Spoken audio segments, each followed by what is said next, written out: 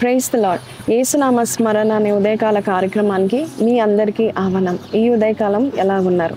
ఈరోజు ఒక చక్కటి వాగ్దానం విందాము. ద్వితీయోపదేశకాండము 10వ అధ్యాయము 21వ వచనం. ఆయన నీకు కీర్తనీయుడు, నీవు కన్నులారా చూచుచుండగా భీకరమైన ఆ గొప్ప కార్యములను నీ కొరకు చేసిన నీ దేవుడు ఆయనే. స్తుతి ఉన్న చోట వృత్తి ఉండదంట. దేవుడు కీర్తనీయుడు. మన యేసయ్య గొప్ప కార్యాలు చేసేవాడు.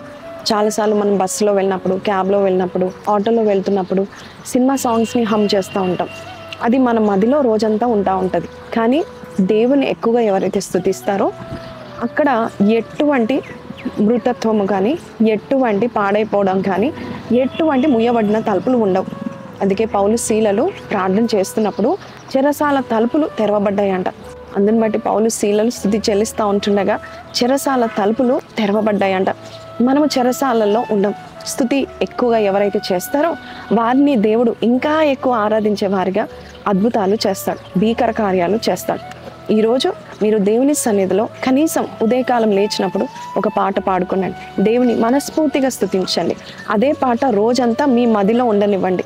అంతేకాదు రోజంతా కూడా దేవుడు చేసిన కార్యాలు మనము పద్దాక గుర్తు చేసుకుంటా ఉంటే, తాపకొకసారి మనం గుర్తు చేసుకుంటా ఉంటే ఖచ్చితంగా మన జీవితంలో మనకున్న ఇన్సెక్యూరిటీస్, భయాలు అన్నీ కొట్టివేయబడి, అంతేకాదు నూతన ద్వారాలు దేవుడు తెరుస్తాడు. భీకరమైన కార్యాలు దేవుడు చేస్తాడు. ద్వితీయోపదేశకాండం 8:10 ఏముందంటే, నీవు తిని తృప్తి పొందుకున్న తర్వాత దేవుని స్తుతించడం మర్చిపోకు అనే మాట మనం చూస్తూ ఉంటున్నాం. నిజమే, దేవుని మర్చిపోకూడదు, దేవుని స్తుతించడం మర్చిపోకూడదు, థ్యాంక్ యూ చెప్పడం మర్చిపోకూడదు. ఎవరైనా మేలు చేస్తే థ్యాంక్ యూ చెప్పకపోతే ఎలా ఉంటుందండి? అలాగే దేవుని ఇంకా ఎక్కువ స్తుతించాలి. Thank God more. ఈ రోజు నుంచి 3 నిమిషాలు చేస్తారు, 30 నిమిషాలు చేస్తారు, దేవుని స్తుతించడం మానుకోకండి. ఎందుకంటే స్తుతి చేయుట యథార్థవంతులకు శోభస్కరం. మన జీవితంలో స్తుతి ఎక్కడ ఉంటుందో అక్కడ వృత్తి ఉండదు. ఈ మాటలు వింటున్న మీరు ఈ దినమంతా కూడా చక్కగా ఈ ప్రార్థన అనంతరం పాటలు పాడి దేవుని స్తుతించే వాక్యాలు చదివి ఆయనని ఘనపరుద్దాం. కళ్ళు మూసుకుందాం. ఆ ప్రార్థన. పరిశుద్ధుడా, మహోన్నతుడు తండ్రి, ఎవరైతే ఎక్కువ స్తుతి చెల్లిస్తారో నాయన, ఎవరైతే ఎక్కువ నేను ఆరాధిస్తారో నాయన ప్రభా, వారి మదిలోనూ ఉంటావు. వారి సిచ్యువేషన్స్ మారుస్తావు నాయన, వారి స్థితిగతులు మారుస్తావు, ముయ్యబడిన తలుపులు తెరుస్తావు. అంతేకాదు భీకర కార్యాలు ఇంకను చేసి ఇంకను స్తుతింప చేస్తావు నాయన. నీకు వందనాలు.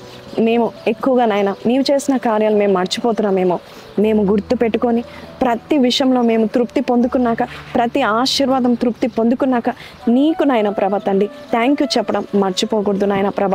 అలాగే నిన్ను స్తుతించుట వలన నాయన ప్రభ మా స్థితిగతులు కూడా మరొక్కసారి మారుతాయని, నెక్స్ట్ లెవెల్కి వెళ్తామని, తలుపులు తెరవబడతాయని చెప్పిన ఈ వాగ్దానంను మా జీవిత కాలం అంతా గుర్తు పెట్టుకుంటకు సహాయం చేయమని యేసు పరిశుద్ధ నామములో అడిగి పెట్టుకుంటున్నాం తండ్రి, ఆమేన్. సో ప్రైజ్ లార్డ్ అండి. విన్నాం కదండి, స్తుతి చెల్లించడం మానుకోకండి. వీలైతే కృతజ్ఞత కూడికలు మీ ఇంట్లో పెట్టుకోనండి. అద్భుతమైన పాటలు యూట్యూబ్లో కూడా మనం వింటూ ఉంటున్నాం. ఏదైనా ఒక్క సాంగ్ అయినా ప్రతిదినం మనం నేర్చుకొని దేవుని స్తుతిస్తాం. ఈ వాగ్దానం మీతో మాట్లాడితే why don't you comment below, say amen and praise Jesus అని పెట్టండి. అంతేకాదు అనేకులకు షేర్ చేయండి. Don't forget to like and subscribe. See you tomorrow. Until then take care. Praise lord.